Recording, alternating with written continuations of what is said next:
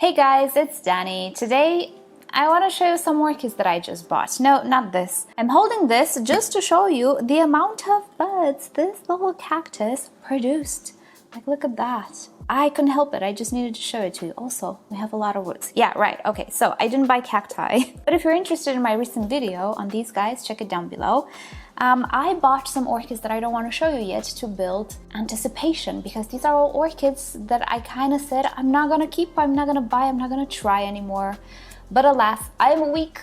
I cannot help myself when I see them. They look so beautiful. I know that I might not be okay with them further along, but I still buy them. So I'm gonna show you them today. Why not? Talk a little bit about them in my plans. I always got plans. Will they work? I don't know. Who cares at this point? I think we all are kind of used to me saying things and sometimes failing. So with that said, don't forget to give this video a like if you find it entertaining. And why not subscribe? I post multiple times a week. Let's start. I'm gonna put this little guy back and I'm gonna bring in the gilt. Ta-da! Yes, she is a tall one, so I need to stand. I will give you some close-ups. Do we notice anything? Yes, it's a plain Phalaenopsis, but look closer. It is truly a plain white Phalaenopsis. No yellow, no pink, nothing to it. And this is because it is a big lip white Phalaenopsis, which means the lip and that yellow dot, which usually I like yellow, but not in the context of a white Phalaenopsis lip. It's just, I don't know, it doesn't work. I mean, it does work, I'm just weird. But this particular orchid has a fully white big lip, and overall, all of it is fully white. I flipped when I saw it in the flower shop, and it's a super big Phalaenopsis. Look at this, you guys. It's one of those big lettuces. What to do? It has beautiful flowers. In one of my shorts, I told you that I want to prepare an entire shelf, actually, on the show, the bottom shelf, for big Phalaenopsis. I'm not gonna have many because they're just not my thing and they're very big, but there are a few that I really adore. So I'm gonna arrange that corner for them, since the Cattleyas, I fear, will not receive enough light. So I'm gonna move the big Cattleyas that I have there somewhere else and put the Phalaenopsis there, because there are some that are worth it. And judging by how new hybrids keep appearing on the market every year, especially the big lip ones, I'm pretty sure that in the future I'm gonna find other big Phalaenopsis that I'm just gonna love too much to pass. So I'm gonna purchase them. Might as well come to terms with the fact that I need space for them. So obviously I'm gonna stay away from the typical pink, typical white, purples, things of the sorts. I had those more than 10 years ago before I started YouTube. I'm very used to those. I'm looking for something new, if you will. And I think this beautiful, majestic, completely white, maybe boring to some because it doesn't have any pop of color, but to me it's not. This completely white Phalaenopsis won me over. Yeah, I said it recently that I'm not gonna purchase big Phalaenopsis anymore, right? How the turnstable. P.S. Don't take me seriously when I say I'm not gonna purchase this, I'm not gonna do that, I don't like this, I don't like the other. I grow older and my preferences change what to do. Right, so this was the first little or tall orchid that I said I would never buy anymore, but here we are. And she's not the only one, I got another phal. Ta-da!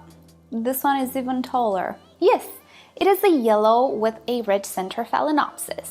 I had this one before, didn't I? Many years ago. No, it is not the same hybrid we all know and love. It's not, what was it called? Golden Treasure? It's not that one. It's also not the other one, which is a little bit paler pink. No, it's not that. It is something I've never seen before, because trust me when I tell you, this yellow pops like magic. It is the most egg yolk yellow orchid I have ever laid my eyes upon. End of story. There has never been a yellower Phalaenopsis. Ever. And this pop of red here, it might not look much on camera or actually on this natural light, but if I put it under the Burinas, oh my, the situation changes. I'm gonna show you. So it looks beautiful like this in natural light anyway, but if I put it under grow lights, it's just magical, you guys. I knew it was calling for me when I saw it. And yet again, it's one of those very big Phalaenopsis orchids. It looks like it's gonna become a little monster. It's not even a medium size. It's a very, very large Phalaenopsis. But hey, what to do? This yellow. You guys know, I love the golden yellow colors so much. And under grow lights, they are accentuated. The red is accentuated. It just looks even better than in normal light or natural light. I don't know if normal light is a thing. So when I saw it again, I knew I had to have it. Kind of plain, right? It's not even a big lip like the other one. But oh my gosh, I hope the colors translate through the camera, although, you know, cameras kind of distort a little bit the colors, especially if it's a very vibrant color. Hope you can see how yellow this girl is. I'm actually not gonna bother with trying to find names and IDs because these are commercial hybrids. They're kind of new. I didn't see them last year or in other years. So maybe if they have names, they have a commercial name like Rotterdam, Amsterdam, things of the sorts, you know? I find that sometimes they do have names of cities, being that most probably this is not available in the proper orchid nurseries where you find species and stuff. It's not so important to know the name because you're gonna find it in the flower shop, not in the nursery. You don't need to search for it in the catalog of the nursery, right? You just go in the flower shop and you buy it if you see it. If you see something that looks identical to this one, it is this one. It's not gonna have a tag, so no need for the name. I gave up trying to find names for these flower shop Phalaenopsis. It doesn't matter, they're not even registered, so, you know. I like to know names to tell you guys what to search for at nurseries and also to look at the parentage. With these guys, there's no way. I don't even know if anybody keeps records of the parentage of these orchids, so yeah. I'm not bothering with it, no IDs. I might put a tag saying egg yolk yellow Phalaenopsis and that's enough for me. So yeah, this is the second orchid, which I shouldn't have bought, but I did. Third orchid I should not buy, a Miltoniopsis. I can't, you guys, I can't. I have not bought a Miltoniopsis for 2 years, maybe more, you guys. I have been a good girl. I do not buy any more cooler growing Miltoniopsis because I know they might, I mean, probably they won't make it. But I just saw these guys in the flower shop because there's another one. So I saw these guys in the flower shop and I couldn't because they smell so good. They are, in my opinion, the best smelling orchid. Like hands down. Yes, even better than Cattleyas. Yes, even better than, it pains me to say this, but even better than the one we call Princess Jackie. Maybe not better, maybe at the same level. I feel guilty saying this. Yeah, no, it smells so good. And especially the Hair Alexander, this one, the white one, smells the best out of all Miltoniopsis, to my nose at least. And look how big the flowers are on this one. Oh my goodness. I saw it and I was like, no, I'm walking away. No, okay, I'm buying it. So yeah, it kind of happened really fast. I got it. And I have a little plan yet again, I always have plans. See, I always feel like this need for humidity with some orchids comes from the fact that they are not very well adapted to drought. Mind-blowing, brand new information. No, wait, hold on. So imagine Cattleyas, they have very, very thick leaves. Phalaenopsis, very thick leaves. Vandas, again, very robust, very thick leaves.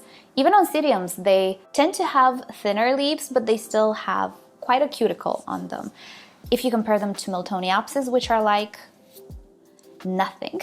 Yeah, they do have a cuticle, but it's not all that great. It does not hold in much moisture because these guys grow in cloud forests, or their ancestors, the initial species. So they don't need thick cuticles and all of those adaptations that Cattleyas have, which live in a much more arid and droughty environment. So they just don't have defenses. In my mind, if I make sure that the amount of water the orchid absorbs is slightly larger than the one it loses due to temperature, that's one, temperature, and second, lower humidity. So if I make sure to keep it hydrated enough not to succumb to all of these water loss factors, I might have a chance.